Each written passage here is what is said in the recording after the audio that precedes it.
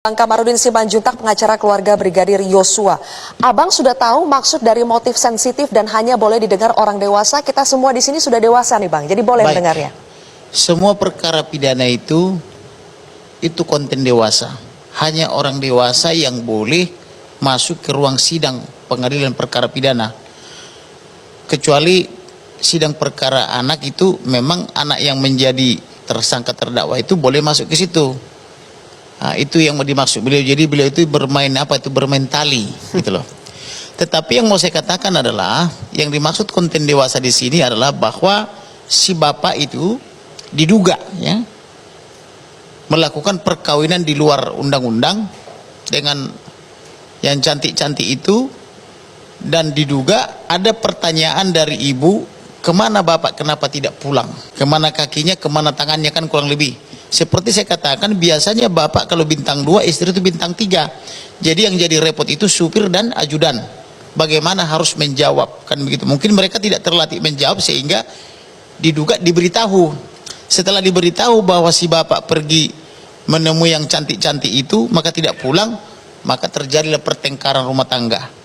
Setelah terjadi pertengkaran, maka ajudan atau almarhum ini yang sudah dia merangkap dua posisi di sana, ajudan dan anak, karena dia juga anak di situ, karena sudah diminta kepada ibunya ke Jambi, ibu yang melahirkan, tapi saya lah menjadi ibu yang merawatkan begitu. Jadi ini peran dia di situ dua, sebagai anak dan sebagai ajudan, kan begitu. Jadi kemudian setelah diberitahu atau diduga diberitahu kepada ibu, terjadilah pertengkaran suami istri.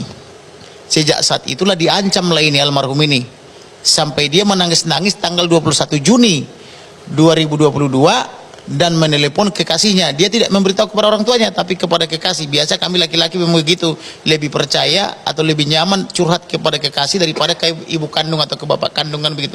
Dikasih tahulah bahwa dia akan dibunuh atau dihabisi, carilah pria lain pengganti saya tidak mungkin lagi menikahi kamu karena saya akan dibunuh. Kemudian bila tidak sempat lagi saya meminta maaf, inilah kesempatan saya meminta maaf, dan apabila saya salah saya mohon dimaafkan, kan begitu. Si sang kekasih yang tidak biasa mendengar curahan hati seperti itu bertanya, yang sakitnya kau bang, katanya, kan begitu. Dan itu terikot semua itu di dalam dokumen elektronik. Dia bilang tidak sakit, tetapi karena dia nangis terseduh-seduh saking takutnya, si kekasih pun ikut nangis juga, dan itu terekam dalam screenshot itu. Kemudian berlanjut lagi kepada tanggal 7. Sebelum tanggal 7 Juli 2022, mereka tanggal 1 itu, dalam arti si bapak dan ibu itu mengundang adiknya yang anggota Polri, diberi hadiah uang 5 juta, diberi dompet merek Pedro, dan dijanjikan diurus kepindahannya ke Polda Jambi supaya dekat dengan ibunya. Itu untuk adik yang bontot, yang juga polisi berdinas di Myanmar. Itu sebelum kematian Yosua? Sebelum kematian. Itu sebelum berangkat mereka ke Magelang itu tanggal 1. Tanggal 2 berangkat mereka bersama-sama ke Magelang. Di Magelang terjadi lagi keributan rumah tangga antara si bapak dan si ibu, diduga bertengkar lagi sampai ada nangis-nangis.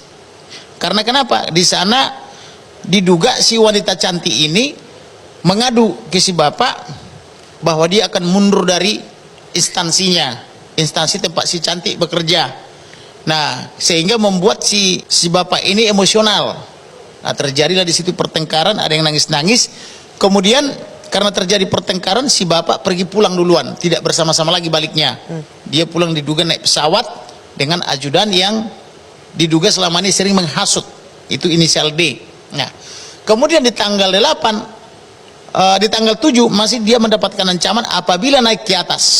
Ini saya underline ya, apabila naik ke atas, maka Brigadir Nofriansah Joshua Huta Barat akan dihabisi atau dibunuh. Nah, dia telepon lagi kepada kekasih bahwa saya akan dibunuh apabila naik ke atas.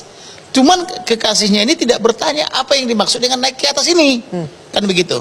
Besoknya tanggal 8 mereka balik. Ketika mereka balik nyampe di Jakarta, tahu-tahu sudah menunggu si bapak di rumah. Padahal harusnya dia di kantor, ini jam kantor toh.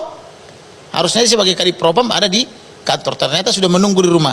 Nah, setelah ditunggu di rumah, beres-beres semua barang-barang dimasukkan ke dalam rumah. Kemudian diduga disiksa lah ini, disuksa ya, dipatah-patahin jari-jarinya, kakinya, tangannya, kemudian bahunya diduga apa itu dihajar itu entah pakai apa, jadi luka menganga, kemudian ditembak dari sini tembus ke bibir bawah, ditembak dari belakang tembus ke hidung depan, ditembak apa namanya itu dadanya lurus ke belakang, kemudian ada luka di sini di lipatan kaki ini sampai ada rembesan darah, kemudian di kaki sini, kemudian di kaki sini, kemudian di bahu kanan kiri semua banyak kali luka. Padahal menurut penerangan Karopenmas Polri dia hanya ditembak 5 kali kena 4. Kenapa lukanya melebihi 10? Oke. Itulah kira-kira apa kerugian. Makanya begitu saya dengar ini apa namanya dari ibunya tentang mereka juga diserahkan mayat tak boleh dibuka. Padahal di situ ada kepentingan kami sebagai tulang di situ memberikan ulos. Baik. Kemudian dijaga-jaga jenazahnya nggak boleh dibuka. Maka saya yakin ini 340 junto 338 junto 351 dan itulah saya tuliskan dalam surat kuasa. Maka walaupun 5 lembaga waktu itu menentang saya, itu Polri, Kompolnas, Komnas Perempuan dan LPSK, saya yakin dengan pendirian saya dan naluri saya sebagai yang juga punya kemampuan menyelidiki dan menyidik, maka saya tetap bertahan di 340 dan terjadi.